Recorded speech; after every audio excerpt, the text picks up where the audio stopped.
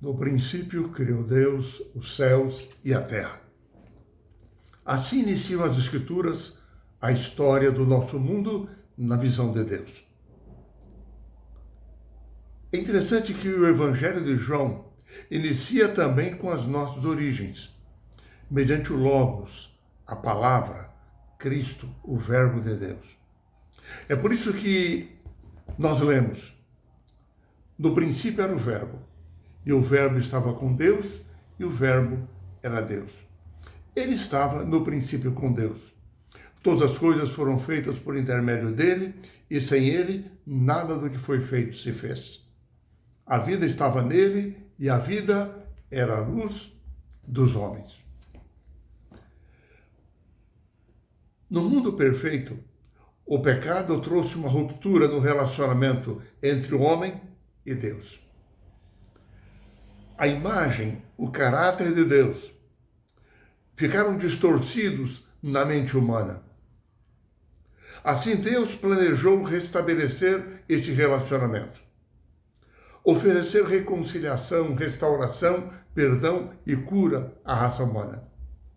Já no Jardim do Éden, Deus tomou a iniciativa de ir ao encontro do homem, apresentando-lhe o plano da salvação que nós lemos em Gênesis capítulo 3, verso 15. O mistério de Deus está acima da compreensão humana, porque há um único Deus, mas que subsiste, de acordo com as Escrituras, em três pessoas. Quando Deus se apresenta nas Escrituras como a fonte da sabedoria, do poder, ele se apresenta como o Pai, a primeira pessoa da divindade. Quando Deus se relaciona com as suas criaturas no ato de criar, quando ele fala a eles, age na história humana, Deus sempre o faz através de sua segunda pessoa, a quem chamamos de Filho. Segundo o apóstolo Paulo, na carta aos Romanos, logo no seu início, ele diz que Cristo, porque assumiu a natureza humana, morreu e ressuscitou, por isso ele é chamado Filho. Porque tomou sobre si a natureza humana.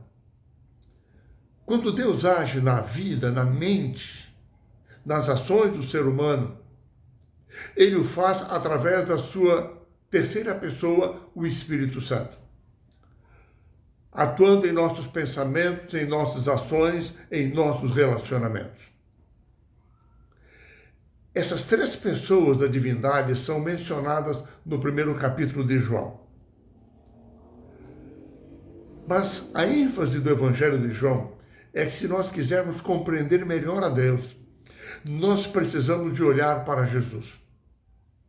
Porque a segunda pessoa, o Logos, a palavra, o Verbo, através de quem todas as coisas foram criadas, assumiu a natureza humana para nos revelar quem é Deus.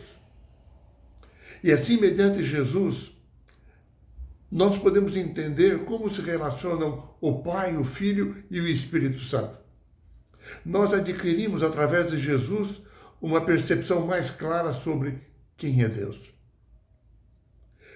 É interessante que no discurso de despedida de Cristo, que é relatado por João nos capítulos 13 a 17 do seu Evangelho, e que nós estudamos essa semana, nós ampliamos ali a nossa compreensão sobre o tema da Trindade, porque o Evangelho de João destaca alguns pontos chaves da missão do envio de Cristo ao mundo. E esses pontos são: primeiro, as três pessoas da divindade estiveram envolvidas na missão do envio de Cristo. Segundo, o Pai empenhou-se em dar o seu Filho, enviando para salvar a humanidade. Terceiro, o Filho ofereceu-se para ser enviado ao mundo, como representante do Pai na terra. Ele era a fonte de vida. Ele poderia oferecer a sua vida e tomá-la de volta. Quarto lugar, o Filho, diz João, ele exegomai, ou seja, ele revelou, ele explicou, ele interpretou quem era Deus, o caráter de Deus para as pessoas que vivem nesse mundo. Outro ponto importante do Evangelho de João é que conhecer o Filho é conhecer o Pai. Porque todas as atividades de Jesus apontavam para o Pai. E não apenas Jesus deu a conhecer o Pai, como ele proclamou que ele era o único acesso possível ao Pai. O sexto ponto é que o Filho viveu enquanto esteve nessa terra em submissão ao Pai. Ao assumir a natureza humana mediante Jesus, fazendo a vontade do Pai e não a sua própria. Sétimo ponto é que o Pai realizou as suas obras nesse mundo através do Filho. O Filho dava testemunho do que o Pai o enviara. E o Pai testemunhava, enquanto o Filho esteve aqui, de que o Filho estava realizando as suas obras. A missão do Filho era concluir a obra de salvação iniciada pelo Pai, aquela que ele havia recebido do Pai, e que juntos haviam planejado. O oitavo ponto é que a vida eterna é alcançada unicamente por crer e aceitar a vida perfeita e a justiça de Cristo em nosso lugar, sendo transformados pelo Espírito Santo. E assim é o fato de Cristo ser divino, que se torna uma garantia da vida eterna para o crente.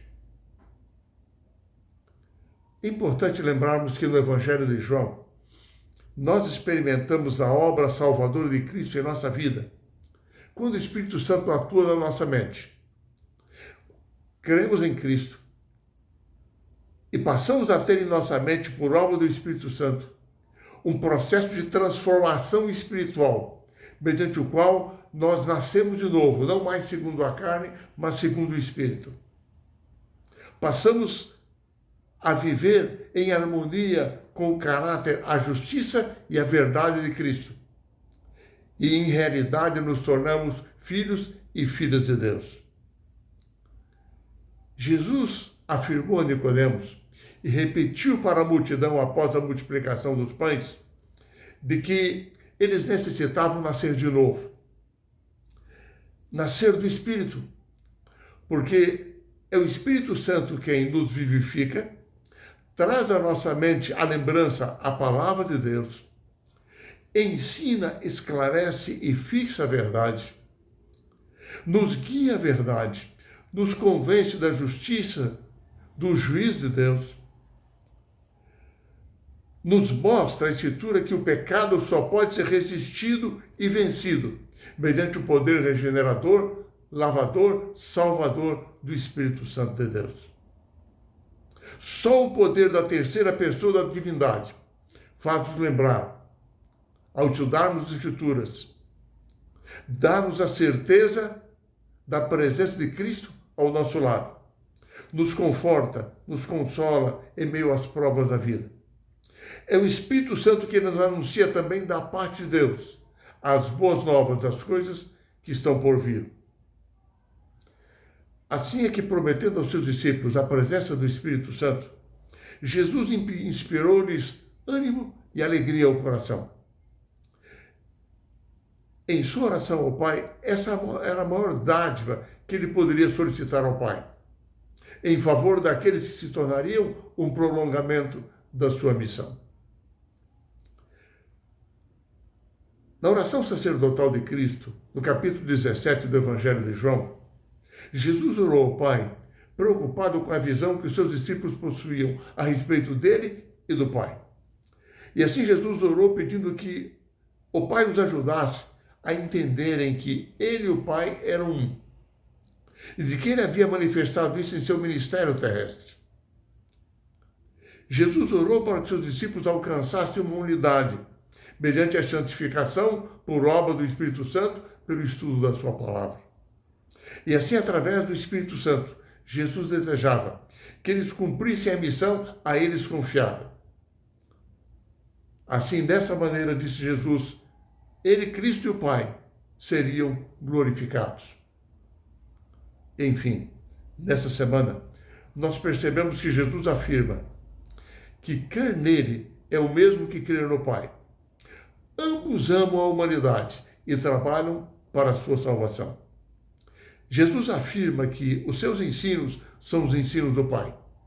As suas palavras, as suas obras, são as palavras e as obras do Pai. Jesus nos ensina que o Pai nos concede bênçãos, nos concede dons quando pedimos em nome do Filho, por causa da vida justa e da morte do Filho em nosso lugar. É por isso que, ao estudarmos as Escrituras, no mundo cheio de filosofias religiosas, é bom nós entendermos que toda mensagem que enaltece a pessoa, a posição, a origem, o poder, a ação de Cristo provém de Deus. Toda mensagem que de alguma forma reduz, diminui a origem, o papel, a ação de Jesus provém do inimigo.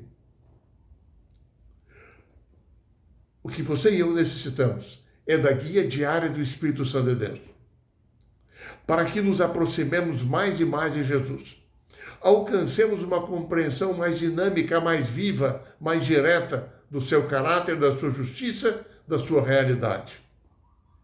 Para que nós possamos estar ligados à verdade, possamos estar melhor preparados para o seu santo reino.